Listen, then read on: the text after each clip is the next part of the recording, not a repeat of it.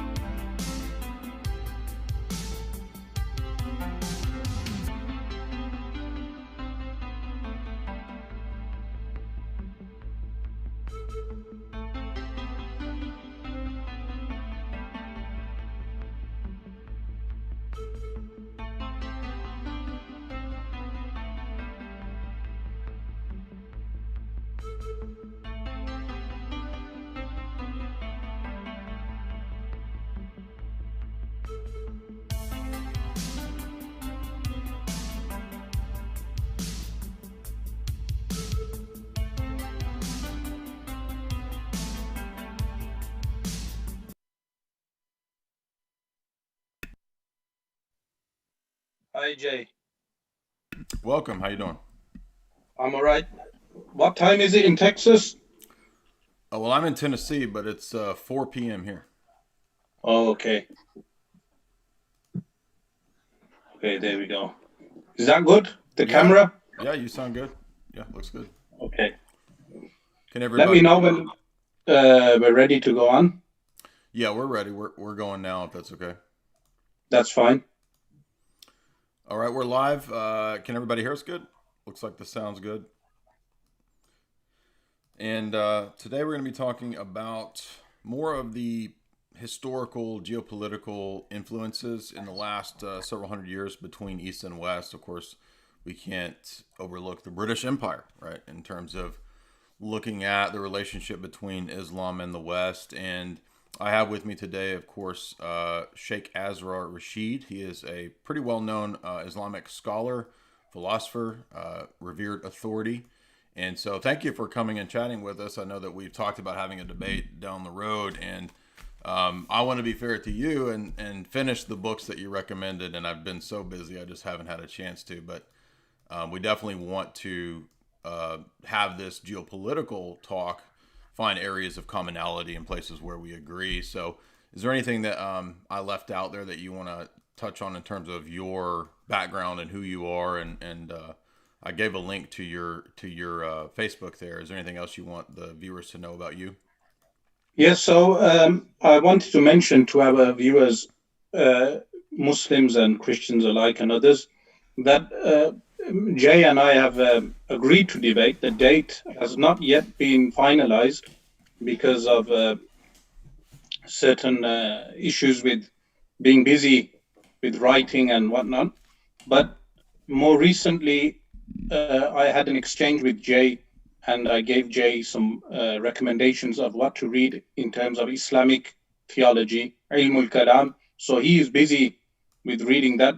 I myself have been doing research on Saint Justinian's formation of Christology and so much more of the Eastern Orthodox literature, because in the West, generally we are exposed to Protestant and Catholic literature, which is totally different to Eastern Orthodox Christianity.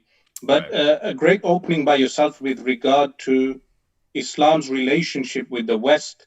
And I would like to start on that footing with regard to Charlemagne, for instance.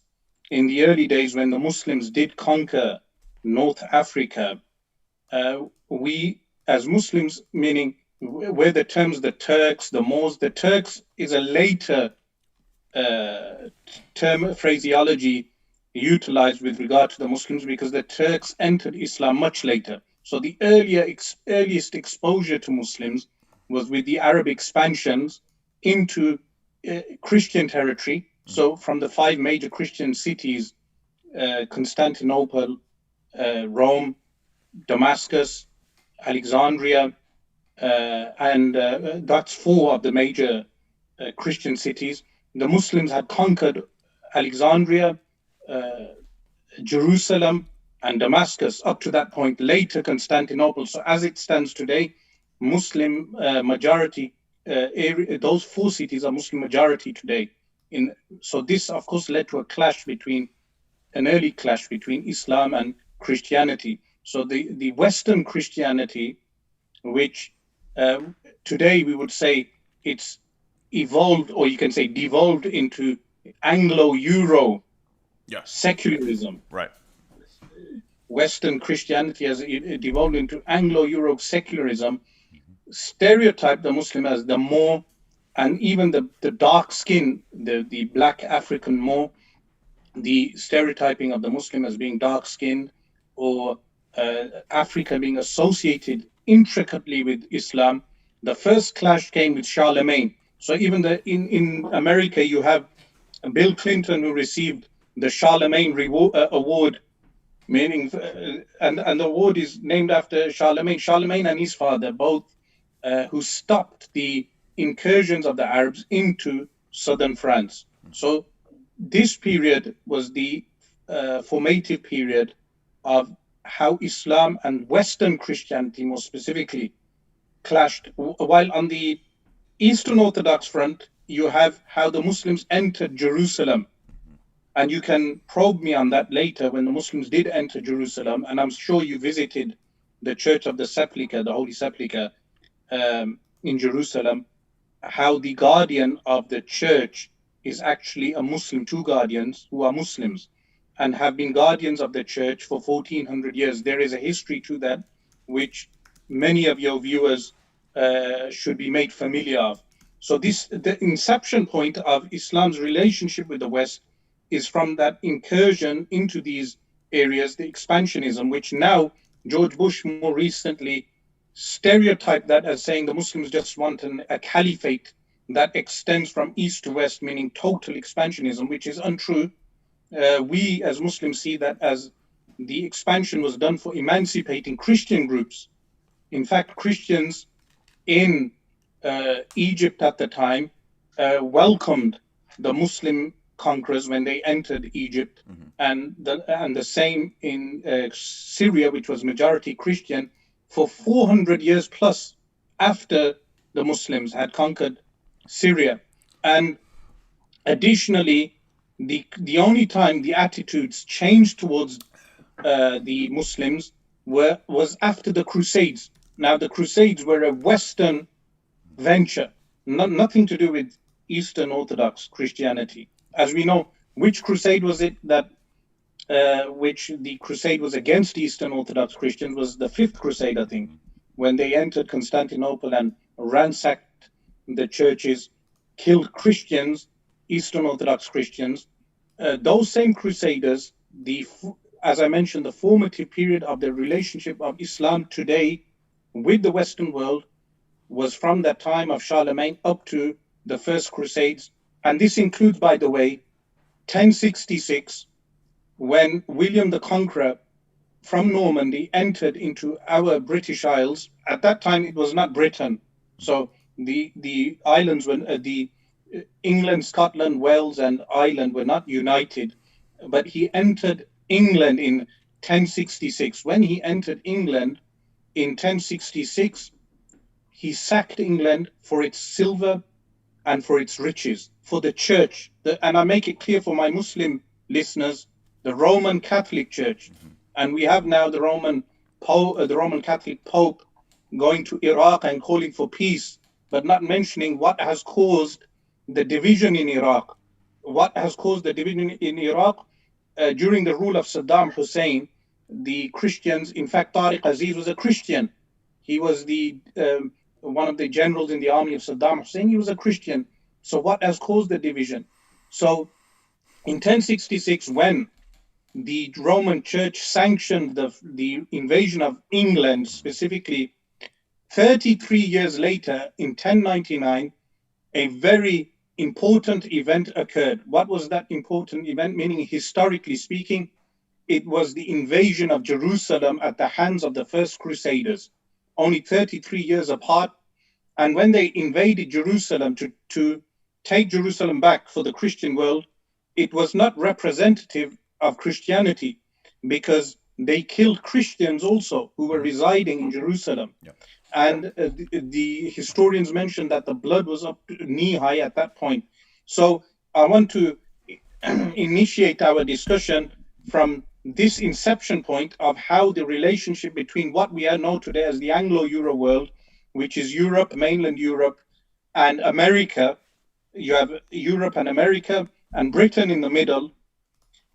The relationship of the Anglosphere, which includes New Zealand, Australia, even though I would make an exception with regard to New Zealand in many things, but New Zealand, Australia, South Africa to a degree prior to apartheid ending, and wherever you had European expansionism, including modern day Israel, the relationship of this bloc, Anglo-Euro power bloc, with the Muslim world started at that point. So from Charlemagne to the Crusades, and then the colonial period in the 1700s, and interestingly enough, when America was founded. So your country, America, which is a new, it was in its embryonic stage at that point.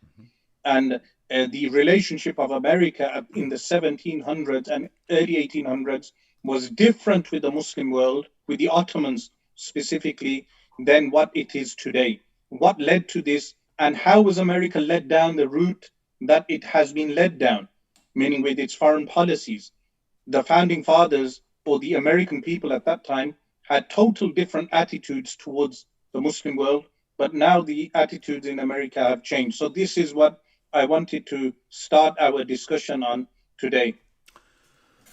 Yeah, that's a great place to start. I'm glad that you hit on some of the topics that I had in mind too. And one thing I would point out is that from the Orthodox Christian perspective, I put a couple links into the chat for those that are watching, which are a couple historical books that cover Charlemagne. And for the Orthodox, Charlemagne is a clear point of departure, right? So for us in 800 AD, from the Orthodox perspective, there was already a Byzantine emperor.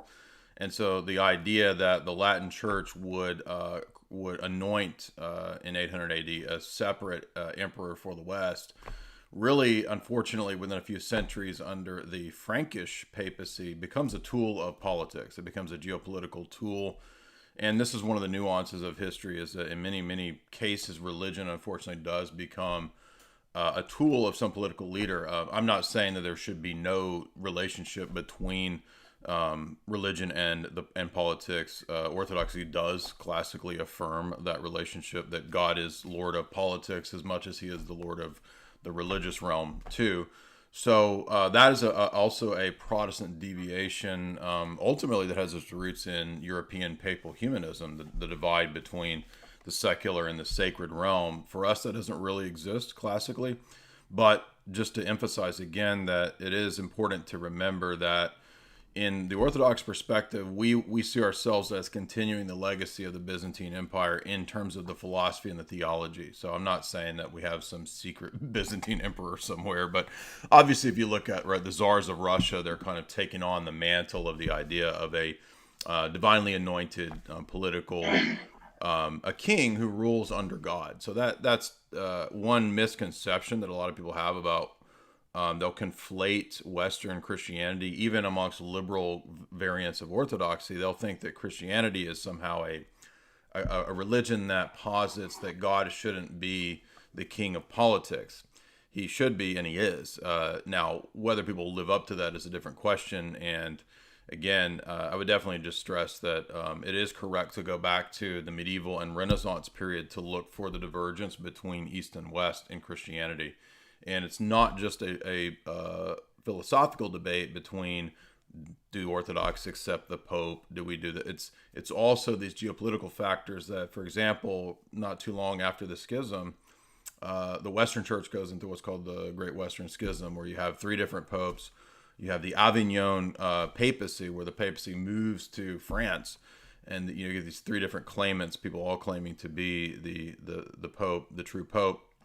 So for us, that just demonstrates with a couple easy examples from history that the attitude of Christianity in the West went in a different direction, and it became very geopolitical. And one of the key critiques that we will make as Orthodox of the papacy is that precisely because it tried to take on the role of geopolitical commander, it basically surrendered itself to the world in an unfortunate way. Beyond what is correct from our perspective, right? There's always, again, a relationship of synergy between church and state from our view, but the papacy tried to become this entity that would be an international corporate geopolitical power, and that's what's problematic for us just on the geopolitical level of history. And that leads to so many problems in the West. And so in other words, I would agree with the characterization that you've given so far of the relationship between where the interesting point you mentioned with regard to the Protestant church is the legalization of interest-based banking. I was going to bring that up next. Yes.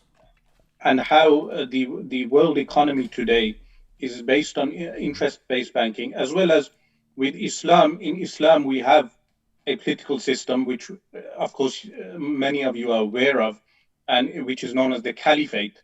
Now, the Caliphate would ban interest-based banking.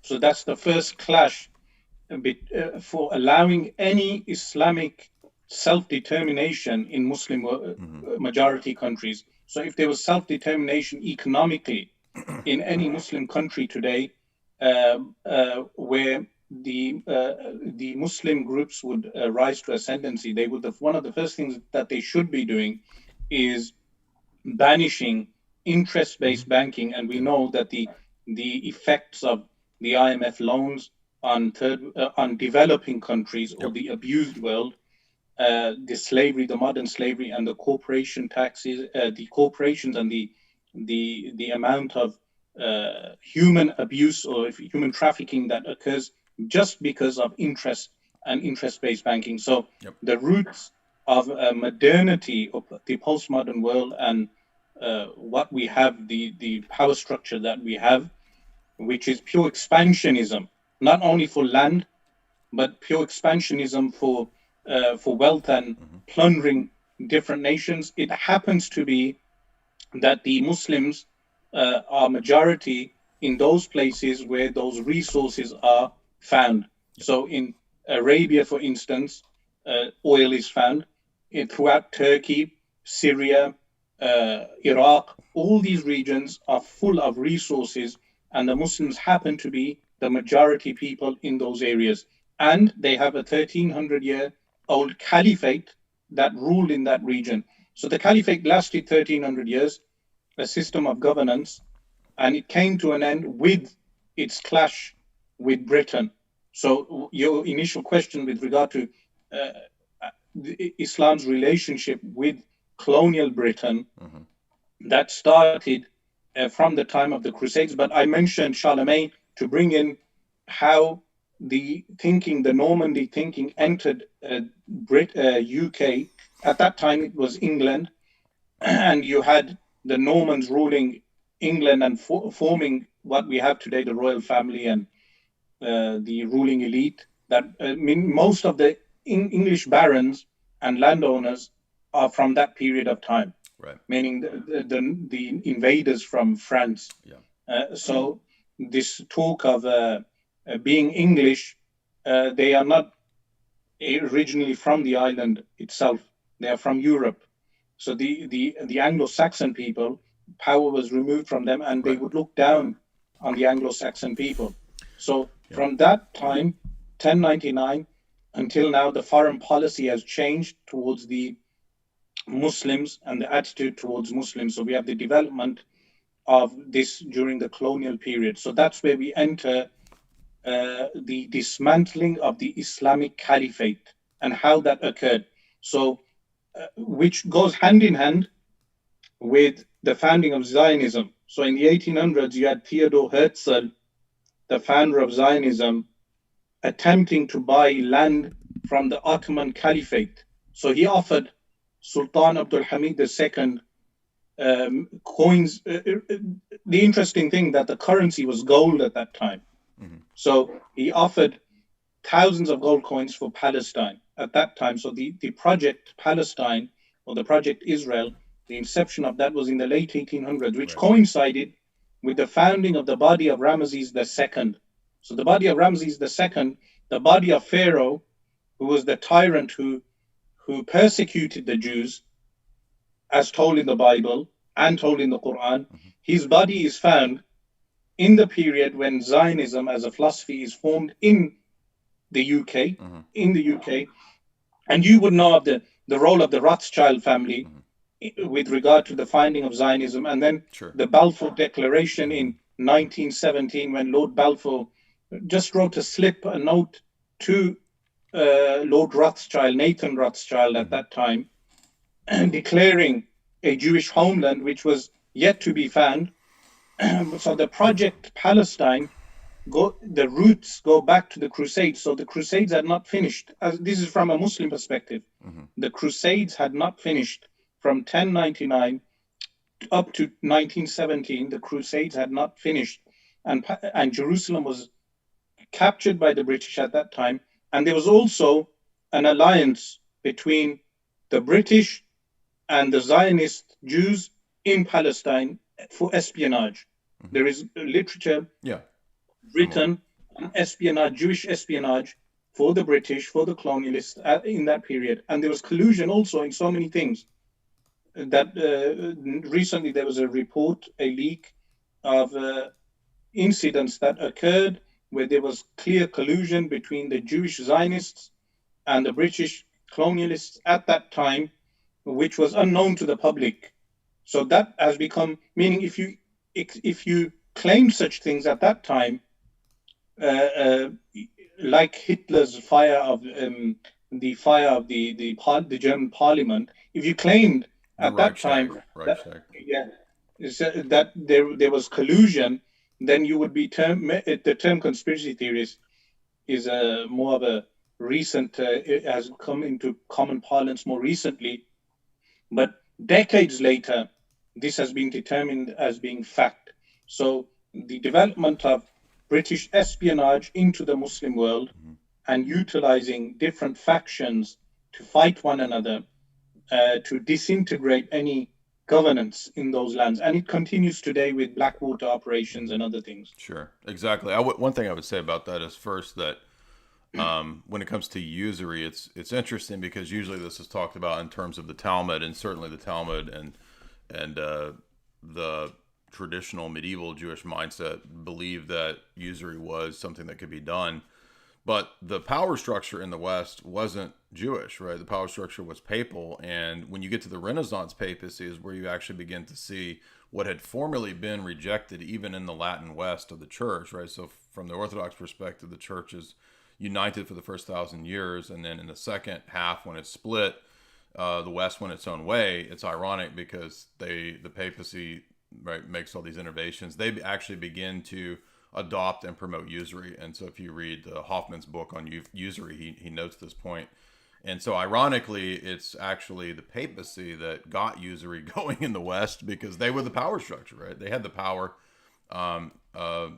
Rabbis didn't have all the power in the West in the Middle Ages, right? So the irony is that that's what kicks off this tendency towards the ability to have this rapacious attitude to enslave nations, right, through usury. They would, in fact, demonize the Jews and use the Jews as a scapegoat. Even when Richard the Lionheart was crowned in Britain, there were anti-Jewish riots broke out in England at that time. But that was because the papacy and the ruling elite would utilize Jews to do the legwork and the banking for them. So the Jews were used as a scapegoat in history. Yeah, I mean, and the Rothschilds have been the papal bankers since the 1700s. That's not a conspiracy. That's public Jewish Encyclopedia knowledge. So we know that what appears to happen is that the banking powers attain tremendous influence, tremendous wealth, and they can then sort of bankrupt, right, the nation states at will. And in my view, the British Empire pretty much becomes a kind of a Rothschild banking empire. And that's the locus of the power is that. There's a lot of factors as to why they wanted to create that, the Balfour Declaration, Sykes-Picot, divide up the Middle East and create the nation of Israel. And there is certainly a religious motivation on the part of some of the Zionist Jews like Moses Hess and people like that who saw the secular nation state of Israel as itself a kind of salvific power for the world or something like that.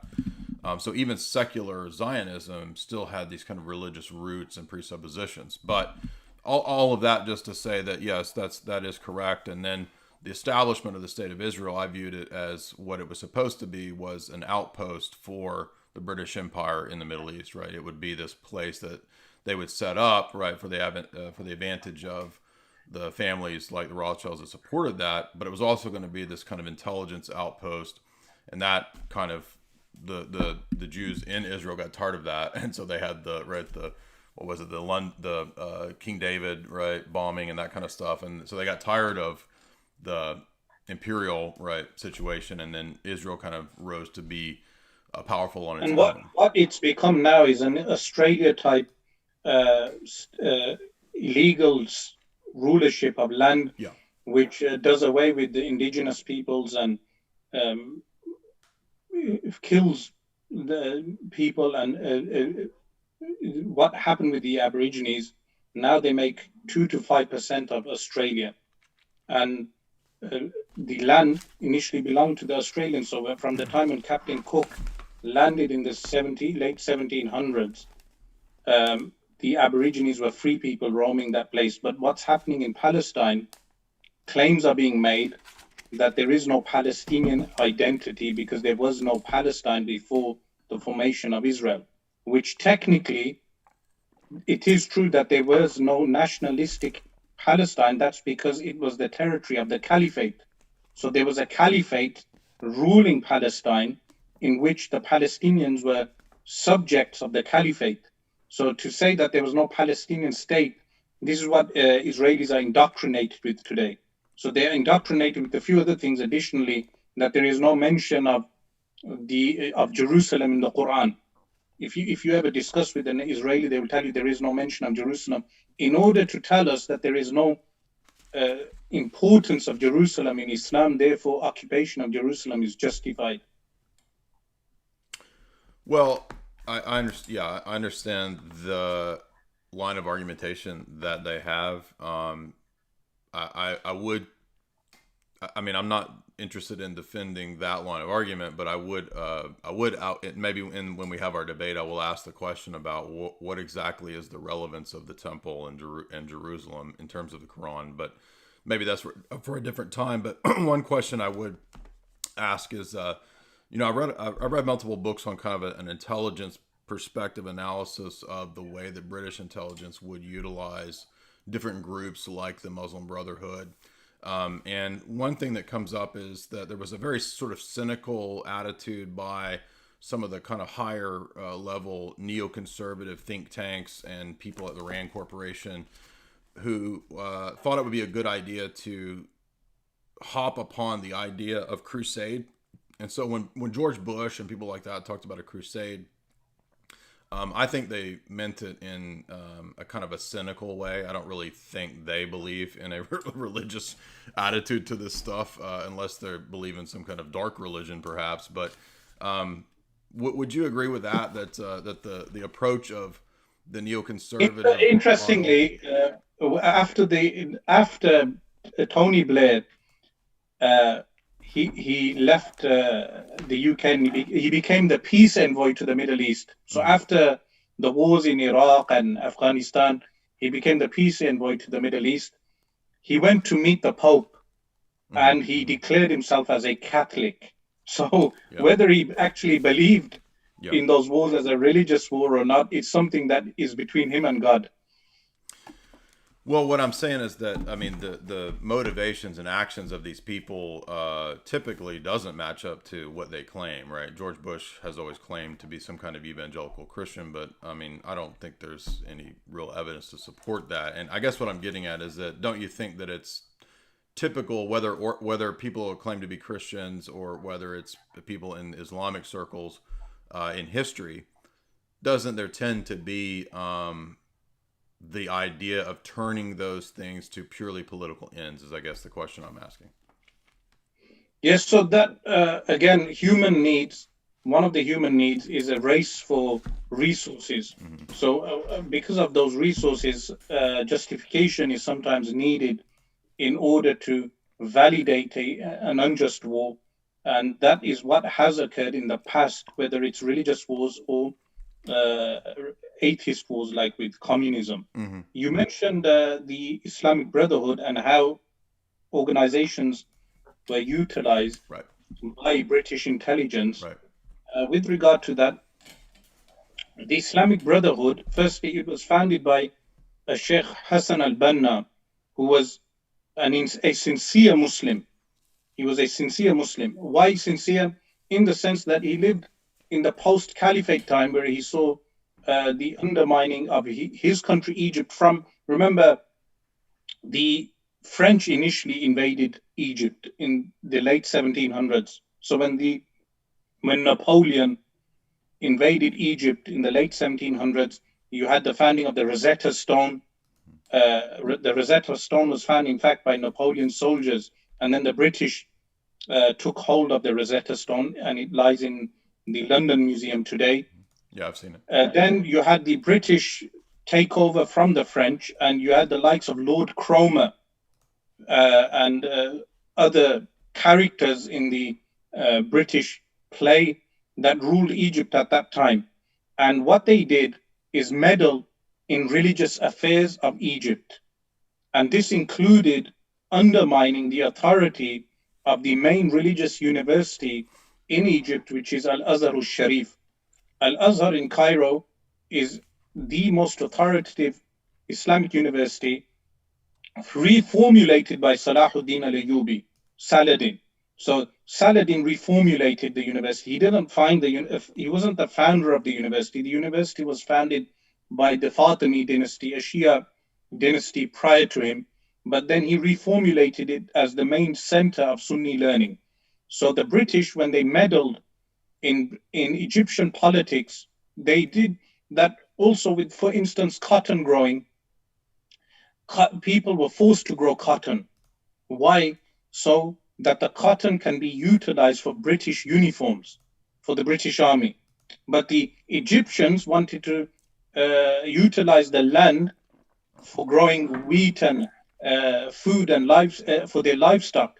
But this caused poverty in Egypt, not too unsimilar to the famine, the Bengal famine in India at the time also, because Britain was colonizing India at that time.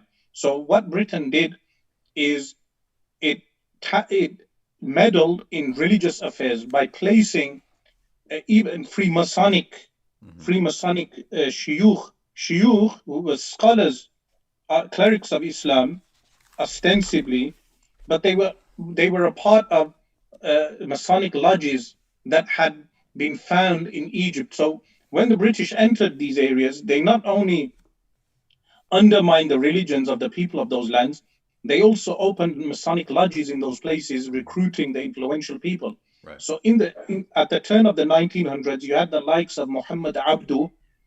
Muhammad Abdu, his name Abduh, Muhammad Abdu. You had Rashid Rida, and a man known as Al-Afghani. Even though he was not Afghani, he was from Iran. Yeah. These shuyukh were placed in the Azhar to reformulate the creed of the Muslims to deny miracles. So miracles, which is an essential aspect of Islamic faith, like in Christianity. Because with miracles, the believers, they observe the divine power of God Almighty. So a type of scientism was introduced into the Azhar University, right, and a materialistic philosophy. This materialistic philosophy influenced some of the the sheikhs in the Azhar, who then advocated reformation and a reformist policy of Islamic law. So you see how the changing of the creed affected how they viewed political issues. So geopolitics is affected, Right. whatever creed a person internalizes is how they view the world. Right. So if someone has a passive view with regard to the resources and how the resources should be distributed amongst the poor, meaning in Islam we have a charitable outlook that the zakats should be redistributed amongst the poor and the resources must be shared. But if the religious beliefs become materialistic, this then materializes into or fleshes out as a corporate way of thinking, or we could say capitalist way of thinking. So one of the first acts of the British was to meddle in religious affairs. So they not only meddled in Egypt, they also did this in India. In India, initially they sent the Protestant type Christian missionaries into India and the Muslims in order to proselytize Western Protestant Christianity amongst Muslims in India. Why amongst Muslims? Because the Muslims were the most vocal, and the Muslims were the only group that actually uh, carried out mutinies, armed mutinies against the British in 1857, for instance. The Great Mutiny in 1857 was led by Muslims and who were killed in their thousands on the streets of Delhi at that time, hanged on the streets.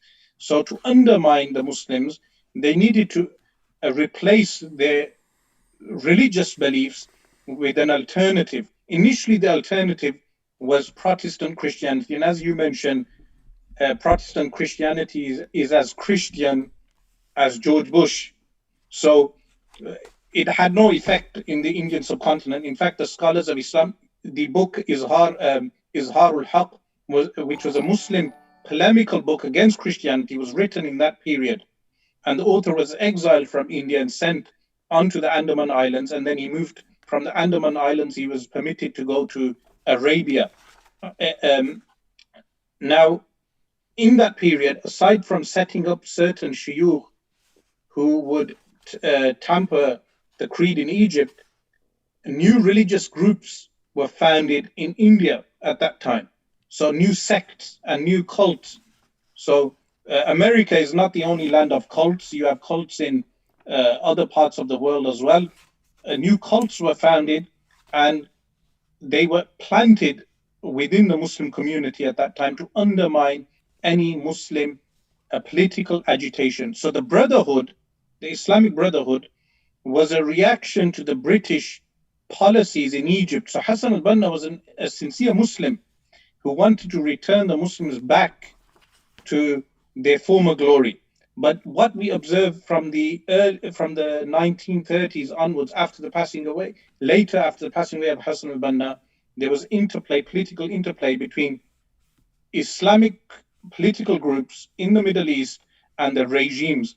So you will find propaganda regarding these groups in four places. Either in mainland Europe, you will find anti-Islamic Brotherhood sentiments or anti-Islamic groups and organizations sentiments against those organizations.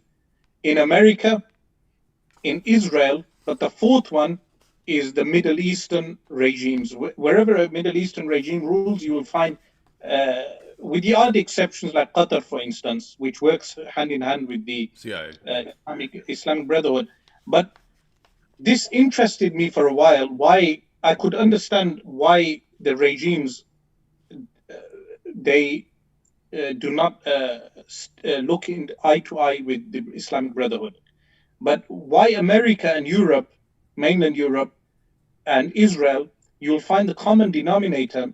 One of the reasons is because of the activities in Jerusalem today. In Jerusalem today, the Brotherhood is such a part and parcel of the Palestinian resistance that they are one of the reasons why the Masjid al-Aqsa is preserved today.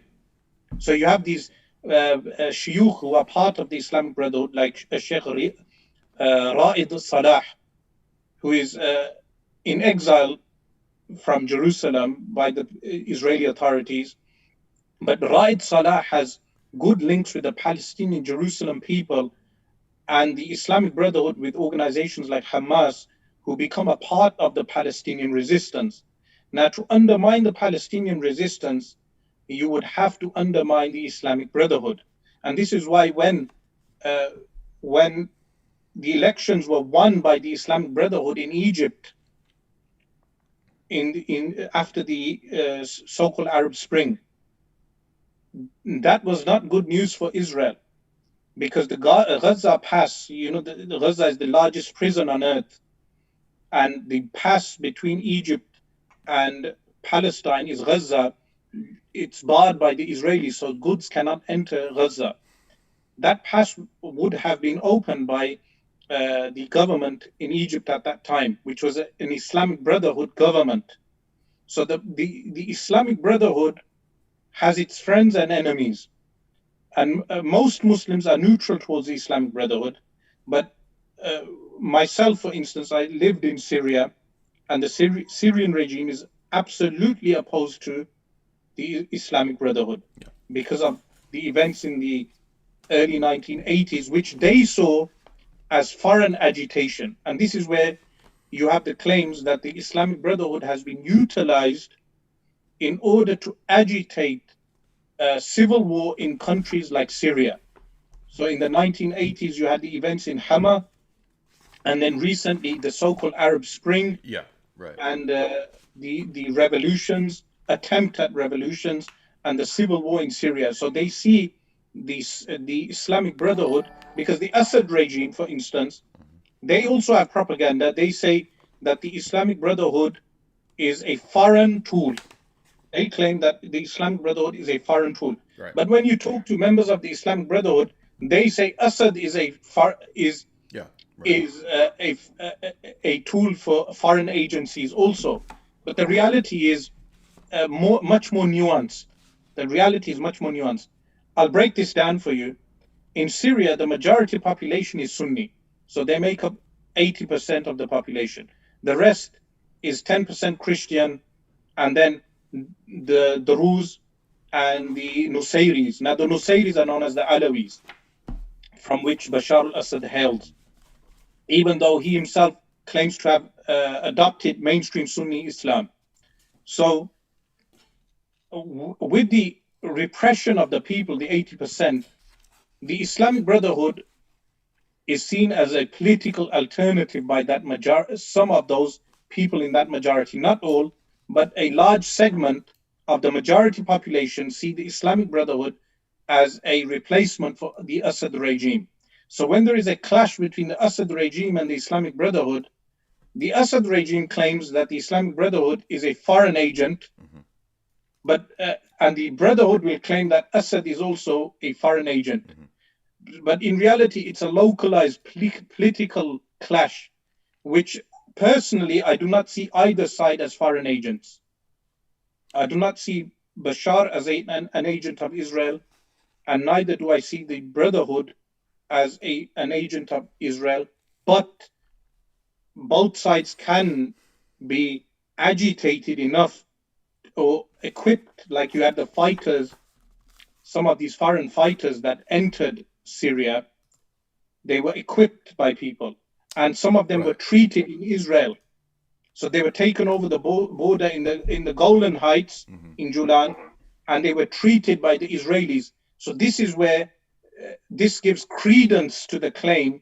This gives credence to the claim that these foreign fighters, the Islamic Brotherhood, is a part of the foreign agents. But in reality, the foreign fighters are a different breed altogether. The foreign fighters, the fighters that came, many of them from Europe, the foreign fighters who were equipped, and they had an ISIS ideology. Now, ISIS is totally different to the Islamic Brotherhood.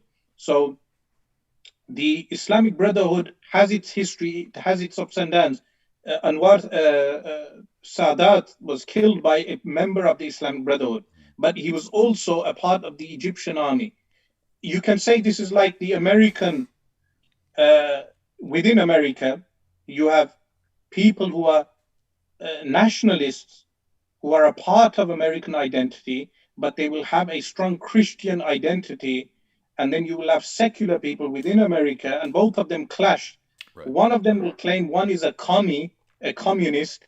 The other one will claim the other one is an agent, a foreign tool. This is similar to what's happening in the Muslim world in Egypt.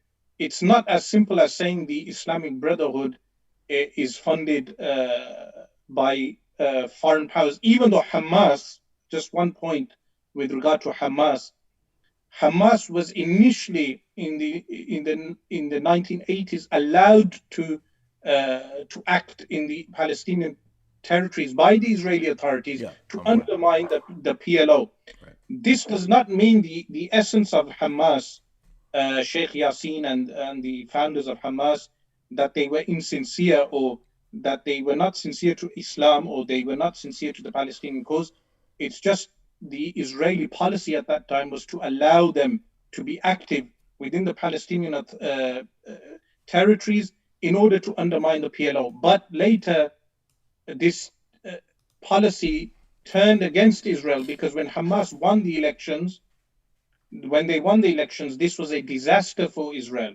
They did not want them to win popular elections. So the Brotherhood wins popular elections in places like Egypt. It shows that it does resonate with a large segment of the Middle Eastern population.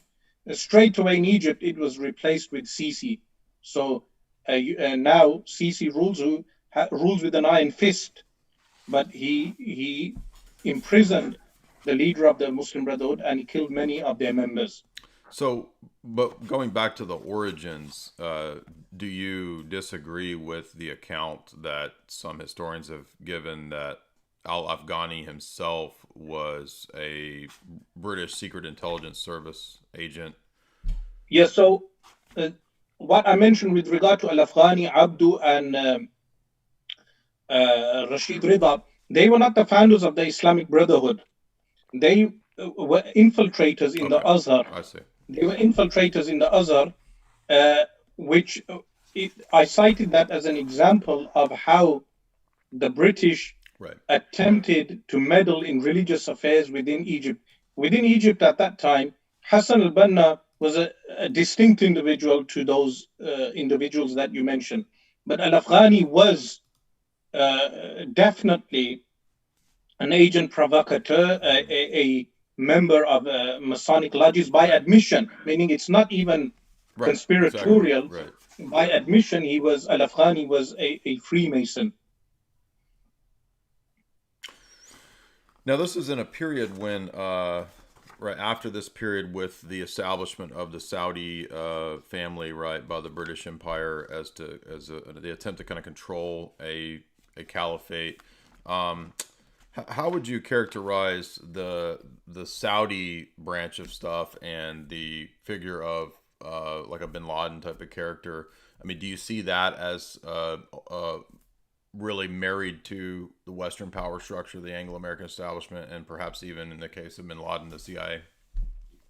So this story starts from the 1700s. So from the 1700s in Eastern Arabia, which is known as Najd, you have an old sheikh by the name of Muhammad bin Abdul Wahhab, where you get the name Wahhabi. Muhammad bin Abdul Wahhab. His father Abdul Wahhab was a pious Sunni sheikh, but Muhammad bin Abdul Wahhab, he was affected by a different theology altogether. And he deemed and declared all the Sunni Muslims and the Shias as being disbelievers. So he declared the entire Muslim world at that time as being disbelievers. And this was during a time when the British had started colonizing the Muslim world. So in the late 1600s, you had the colonizing of India. And in the 1700s, the colonizing of Kuwait. Kuwait was being colonized at that time.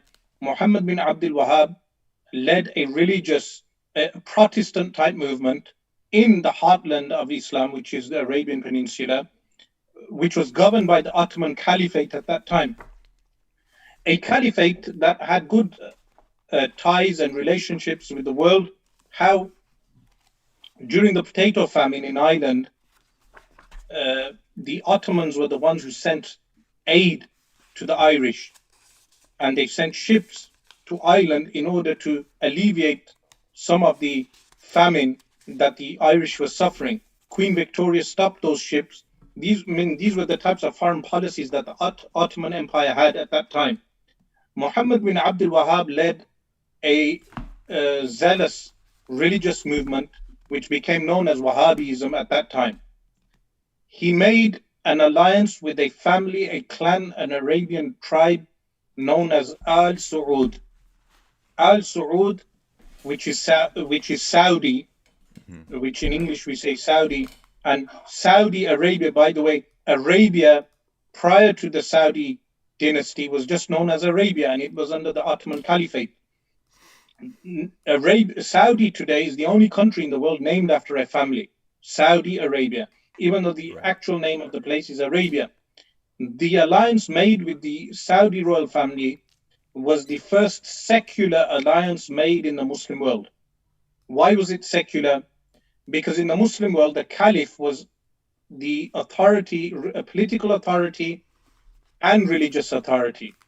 So the Hajj, the yearly pilgrimage, the Caliph was responsible for organizing the Hajj, for distributing the charity, the alms that were given, and all these various things. But the alliance between the Saudis and the family of Muhammad bin Abdul Wahhab, which became known as Al-Sheikh, was that the Wahhabi clergy, they deal with religious affairs, and the Saudi royal family will deal with the religious affairs. So therefore, you had a division of religion and state. This is why you would see that these Wahhabi clergy in Saudi Arabia, they will only interfere in ridiculous things like banning women from driving, which the ban has been lifted now, but it's not an Islamic law. It's their interpretation. Similar to what you have in America, you'll have, imagine, well, the Amish are peaceful people, but imagine you had the Mormons governing the religious affairs of people and giving verdicts, telling people that they cannot do certain things. Right. So at this point, you had the Wahhabis giving their own verdicts, banning women from driving or giving other verdicts, some which are in accordance with Islam and some which are not. But they never interfere in those things which affect politics. So you would never hear a Wahhabi cleric who's aligned with the Saudi royal family giving a verdict prohibiting banking. So saying corporations cannot enter our peninsula. You'll never hear the ones who are aligned with the Saudi royal family giving a verdict that the American army, when it entered the Arabian Peninsula, that it's not permitted for them to enter. In the 90s, in the first Gulf War, in the 1990s, in order to attack Iraq and Saddam Hussein. So the alliance that was made, Osama bin Laden and Al-Qaeda, which you mentioned, Osama bin Laden, firstly, he comes from a large family, and you must be aware of the alliances between the family of Bush and the family of bin Laden's, meaning they have good ties. But bin Laden has many siblings. Some of those siblings are in fact Sufis, are not Wahhabis. But Osama bin Laden himself is a Wahhabi, meaning the creed he adopted was a Wahhabi creed. And he joined what they termed as being the jihad in Afghanistan. Now, the resistance in Afghanistan to communism, Islamically, is a jihad. Muslims recognize that because Muslims deem communism as disbelief, as would Eastern Orthodox. So the jihad was legitimate in that sense. But the ISI in Pakistan needed, meaning the Pakistan at that time was a good friend, an ally of America at that time. The CIA and the ISI worked hand in hand in order to recruit fighters, train them in North Pakistan, and then send them over the border into Afghanistan. many of those recruits came from those groups which were banned in the Middle East. So you had the likes of the Islamic Brotherhood. And by the way, the leaders of the Brotherhood were not extremists like Azam, Abdullah Azam, Azzam, a Palestinian resistance fighter in Afghanistan, was not an extremist. He went to fight communism, but he was not the brand of resistance fighters that we see in ISIS. And ISIS were in fact not formulated at the time, but ISIS has killed more Muslims than it has killed non-Muslims. ISIS itself, if you check, they have killed more Muslims than non-Muslims. But Abdullah Azam was not extreme, but bin Laden was associated with him in the initial stages. But many of them moved away from Abdullah Azam because they did not find his views compatible with their own views. So what happened at that time is when these fighters returned from Afghanistan, so the war was from 79 to 89. Many people see this as a victory, but personally I see that there was a loss of human life, unnecessary loss. Over 1 million Afghanis died. 15,000 Russians died, soldiers. Meaning if you do the mathematics, 1 million Afghanis dying, civilians, in comparison with 15,000 Russian soldiers dying, it was not really a victory in that sense. Like Vietnam was never a victory for America. Right. So when bin Laden returns back to Saudi Arabia, he sees that Saudi Arabia now is clashing with Saddam Hussein. Now, Saddam Hussein is not a Wahhabi. Saddam Hussein, religiously speaking, is Sunni, right, religiously speaking, but he's secular. So his Ba'athist party is secular. He has Christians in the government. He has everyone, various groups in the government. And there is a clash between Saddam Hussein and the Saudi royal family in the early 90s. Bin Laden invited the Saudi royal family to permit him to have his register of recruits, which were known as Al-Qaeda. Al-Qaeda means the base. The base. Yeah. That those fighters can be called into Saudi Arabia and fight Saddam Hussein at that time. When the Saudis refused, because the Saudis were allies of America, they wanted American troops to come in. And this shows that Muslims are able to fight their own wars. They do not need foreign intervention, meaning that the number of recruits were available. But America, Saudi Arabia bankrolled America in order to fight the war on their behalf. And then Osama bin Laden left for Sudan.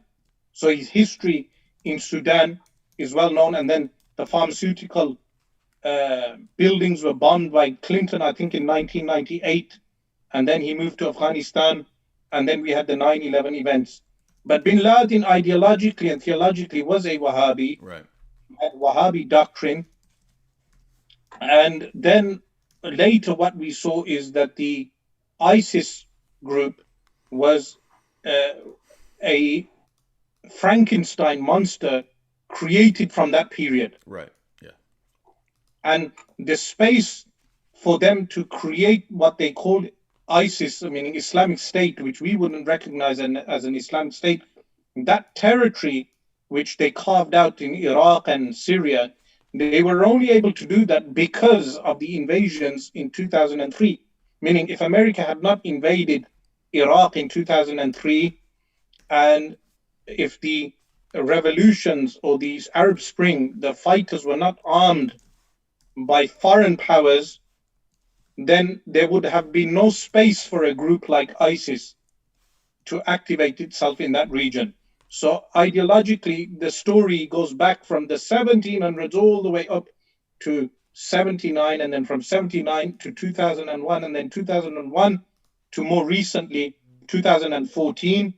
And then this man Abu Bakr Baghdadi, an unknown figure who appears and declares himself as a caliph, and to this day he is unknown in the Muslim world.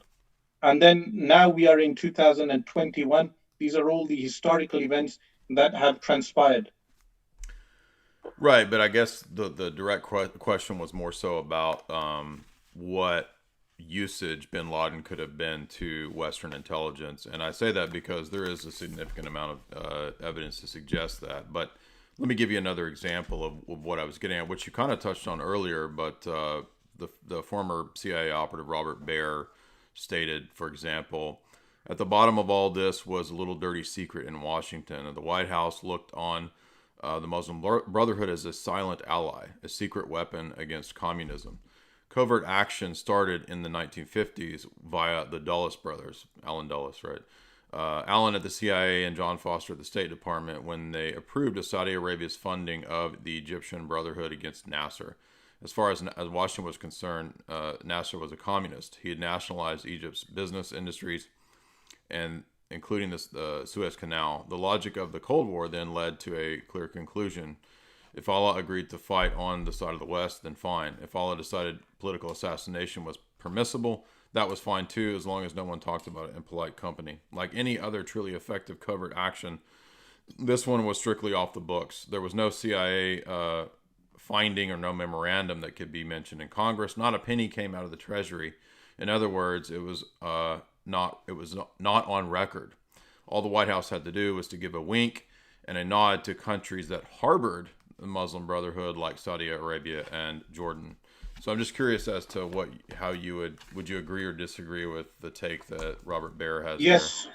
So Gamal Abdel Nasser, 1950s, the unification of Syria and Egypt. Gamal Abdel Nasser was despised by the West. So when they needed political agitators within Egypt or Syria in order to undermine Gamal Abdel Nasser, they did utilize Islamic organizations and groups to achieve that goal. Gamal Abdel Nasser, as well as the Shah of Iran, in the Shah of Iran with Mossadegh, meaning Shah of Iran. Yeah. CIA. He was a CIA asset. Yeah. He was a CIA asset, and he was used against his own father. And then when Mossadegh came into power in the 1950s, he came through a popular vote. But the Shah of Iran again was utilized against him to undermine him. Like this, different groups in the Muslim world are utilized against one another, meaning it's not specific to the Brotherhood. It's not specific to the Brotherhood. Yes, right. It's across the spectrum. An example of this, I had a friend who passed away now. He was a journalist. He passed away in his 70s. His name was Abdul Qadir Ayman, an Englishman, and meaning an indigenous English. And he accepted Islam also. He said to me when he went to Palestine in the 1980s, he met an English priest. So this is your English Anglican priests. Yeah. So he said to him, how many Muslims have you converted to Christianity in your time in Palestine? And the priest said in response, and remember this, I'm citing this not because of his Christianity, it's because of his Anglican origins, meaning the King Henry VIII. Yeah, right, British Empire, right. And many of the Anglican priests and ministers and missionaries were in fact spies. So yeah. So he said, we do not come here to convert Muslims. We come here to give them hammers. So he said, I inquired, what did he mean by hammers? He said hammers to break each other up. So that the hammers are given to various factions in the Muslim world in order that they break themselves up, like the Shia and Sunni in Iraq today. So you have the Shia in Iraq division in Iraq today. That division should not translate into sectarian violence, but it has, because it can be manipulated. Likewise, in Northern Ireland, between the Catholics and the Protestants, the British have a way are playing one group against the other. So in England, for instance, where I live, the working class, the white working class, will have grievances with the establishment. But in order to undermine those grievances, you give them minority groups to clash with. So if you distract the working class, the white working class, majority people with minority groups, that will distract them from the ruling elite, meaning the people who are causing the Yes, problems. I understand. So this is what they do across the Yeah, spectrum. another example is the way British intelligence infiltrated and utilized the IRA. Now, I'm not saying that makes the IRA good, but they would infiltrate and they would stir up a bunch of tension, right? And this would dissolve the coherence of the Irish, right, or any kind of movement against the British. But that's another example of doing this is to, for example, if immigrants, right, move into an area, then the blame is placed on the immigrants when it's not actually the immigrants' fault. It's the fault of the power structure that is intentionally clashing the civilizations.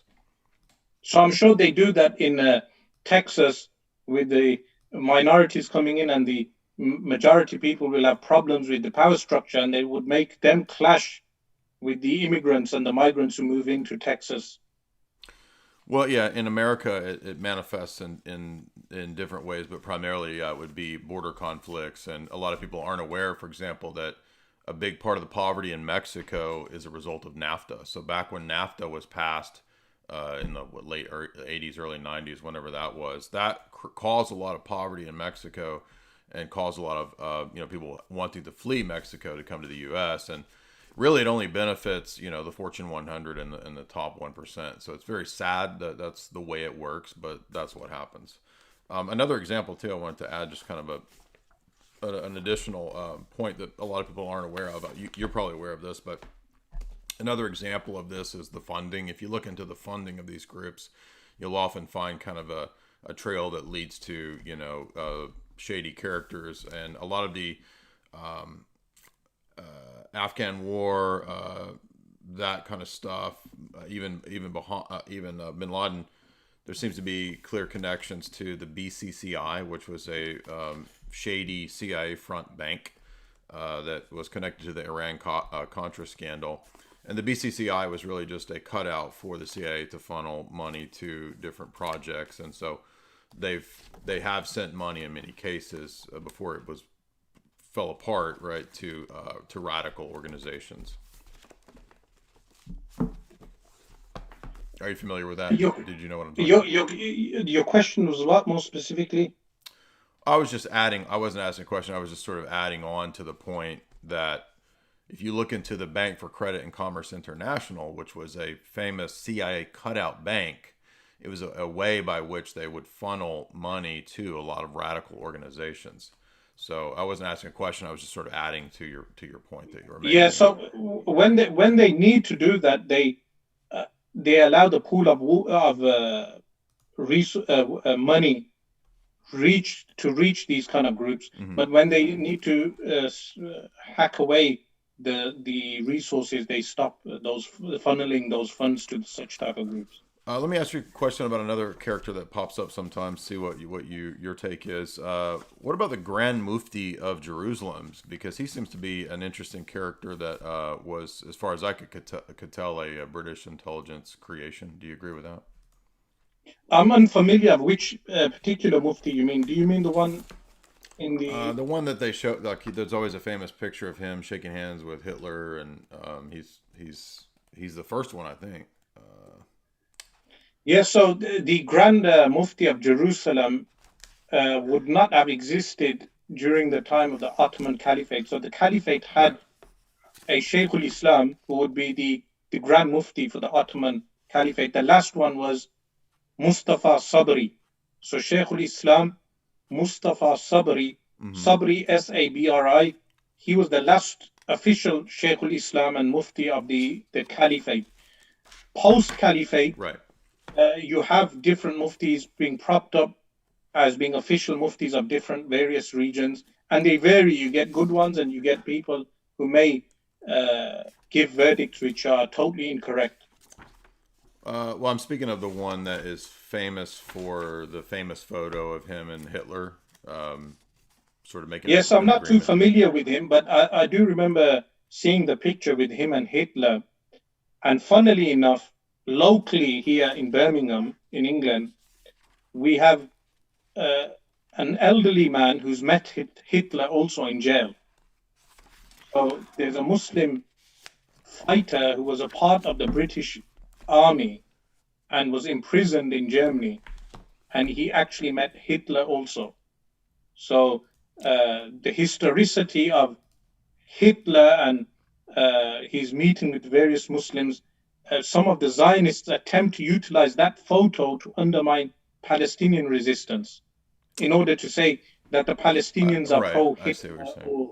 or the Palestinians are anti-Semitic, which they cannot be because they are Semitic. The Jews that we have, the majority of them, are in fact European, Right. meaning Well, it's actually what I'm thinking of is there's in Lost Hegemon, which is a book by F. William Ingdahl. He covers this meeting, and his point was not to undermine, but it was arguing that the Grand Mufti was an agent of Israel. So I'm not Israel, of Britain. That the Grand Mufti was an asset of Britain, and I actually think that Hitler actually was a useful, tolerated person by the British Empire for many years. In fact, Quigley suggests that as well, that the British wanted and goaded Hitler to do what he did for many years. The appeasement program.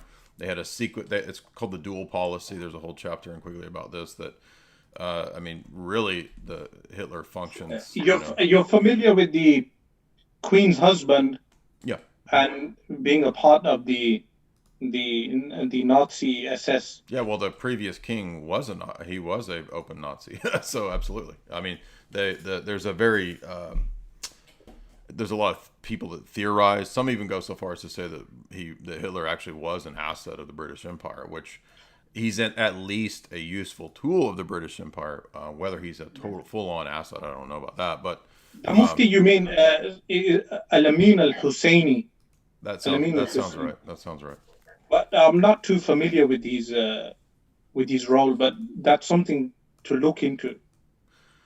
Yeah, have you read that book, Lost Hegemon by F. William Ingdahl? It's a pretty good book. No, Yeah, no, I've not read that book. he's just he's an intelligence analyst giving analysis. He's not neocon. He's very anti neocon. So he's a pretty good source. But yeah, he makes that connection. I think Mark Curtis speaks to this as well in his book Secret Affairs, which is really good. But anyway, yeah, that's getting kind of way off. But is there any other areas that you feel that are relevant to like maybe a more general question that a lot of people in the West would like to know is like what is the attitude that you would say towards kind of radicalization? Do you view it the same way that we would view like really radical fundamentalist Christian sects? Is that how you would say? So with radicalization, if you check these websites uh, that are made in the US or mainland Europe, you will find that they will categorize even Muslims who have normative Islamic views as being radicals. So if you are anti-establishment or anti-globalization or anti-democracy, because in Islam, democracy is not compatible with Islam. Right. They are polarized, because in Islam we have a caliphate system, which has a Majlis Shura, which is a consultative body that governs the Islamic world. So these groups and organizations that you have that advise governments as to who is a radical will lump mainstream Muslims with actual radicals, people who have actual extremist views. Mm-hmm. Actual extremist views are people who believe in killing of civilians, killing of women and children, suicide bombing, these type of things. These type of people are actual radicals.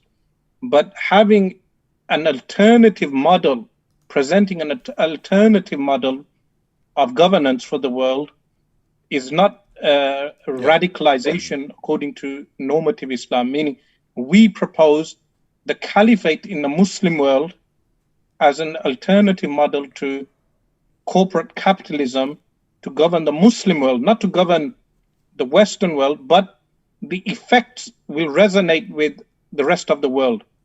The effect will resonate with the rest of the world, because if we do away with corporate banking, we do away with interest and usury, and corporations cannot plunder the wealth of the world, or at least the wealth of the Muslim nations, the effects of that will be felt throughout Africa, for instance, the African continent, South America, and throughout the developing world also.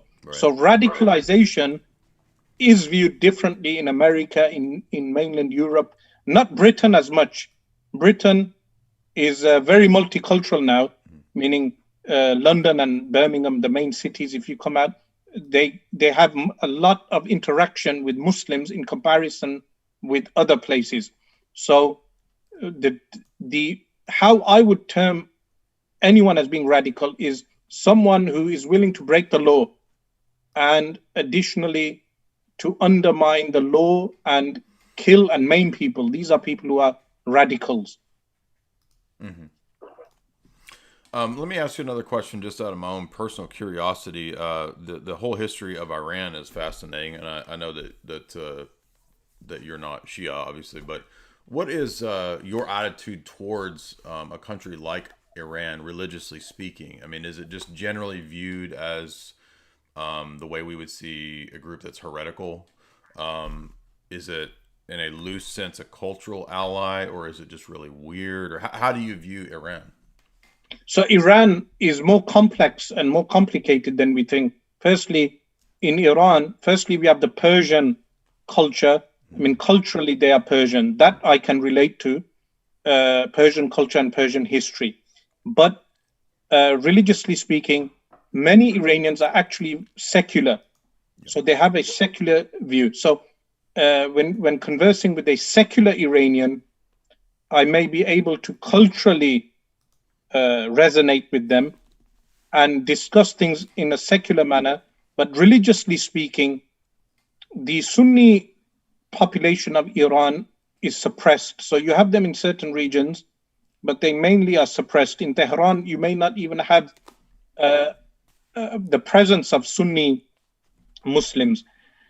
Religiously speaking, let's say theoretically, the Iranian mullah now is a Sunni.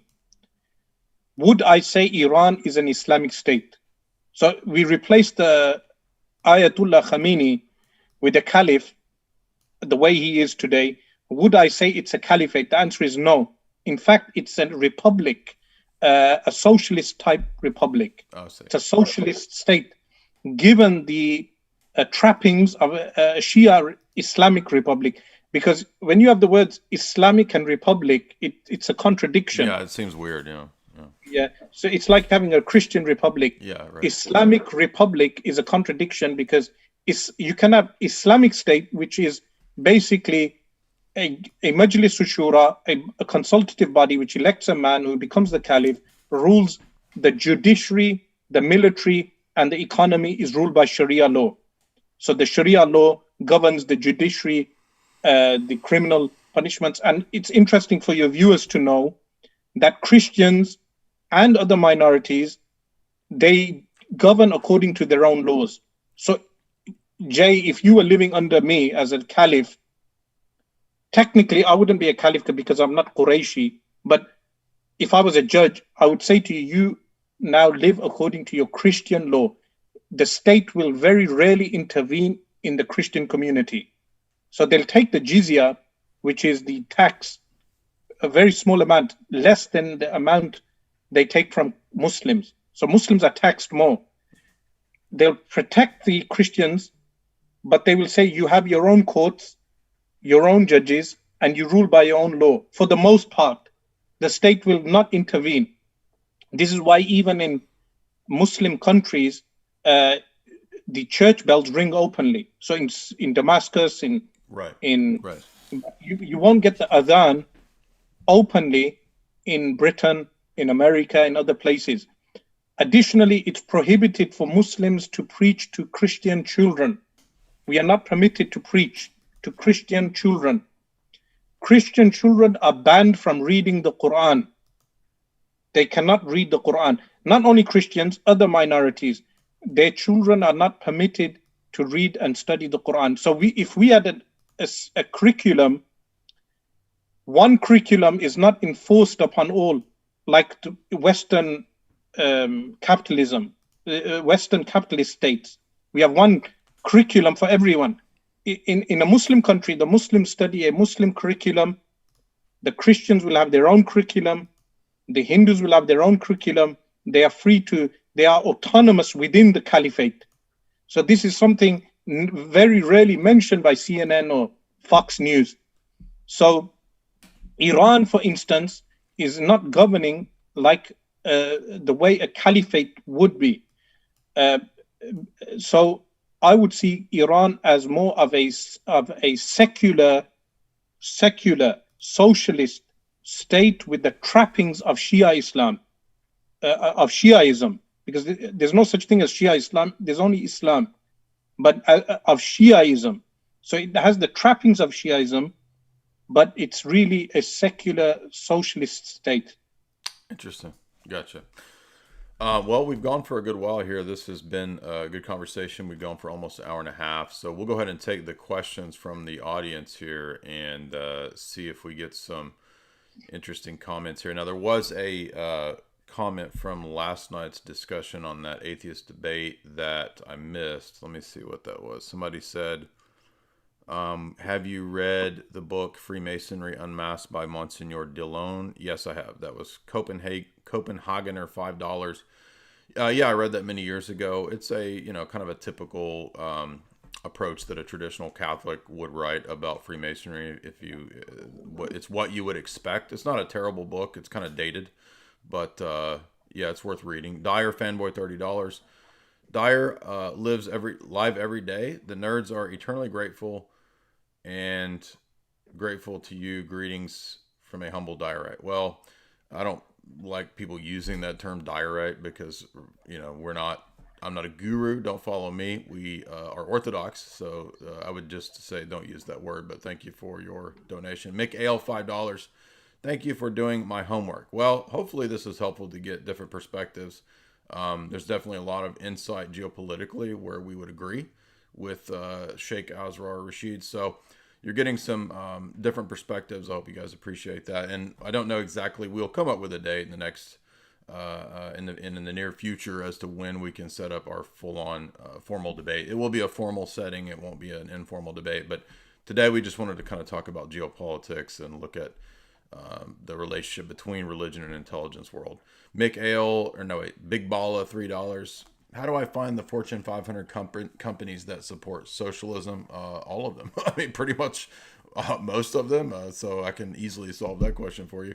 Genon, $20. Thank you for today for the history lesson. Well, thank you, Genon TV, for your $20 donation. And as I said, Sheikh Rashid has a new book out, which is Islam Answers Atheism, which I do intend to get that book pretty soon. Here's the book. So there's his book. If you want his book, is it a better place to get it on Amazon or somewhere else? Or so currently it's on. It's number one seller on Amazon.co.uk.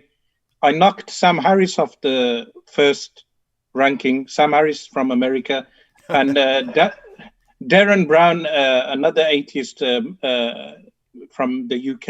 Yeah, he used to have that TV show where he would go around and do like magic tricks. Yeah. So this book, it's 392 pages, and it was available on Amazon.co.uk. Then it's gone to print because it's sold out, and it will be available again mid-March to late March. So have a look on Amazon or just do a Google search, and hopefully you'll find distributors for the book. And I've got a link to your Facebook page. Is that the best place, or should people look for your material somewhere else?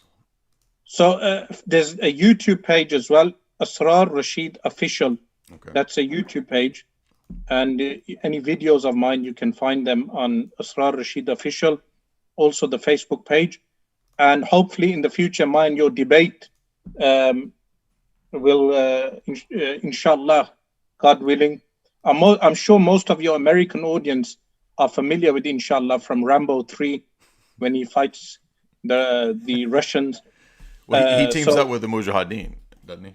yeah. Yeah. So they weren't at that time. Reagan didn't see them as terrorists. Right. I'm aware. Yeah. Freedom fighters, and in fact, the film was dedicated to the Mujahideen. This reminds me of your book as well, Esoteric Hollywood, which I've got in my library. Oh, thank you. That's cool. Yeah. There's also one of the Bond, the Living Daylights, I think, with Timothy Dalton. In that he fights with the Mujahideen as well. So Muslims who consider films as haram, they don't need to watch movies and films.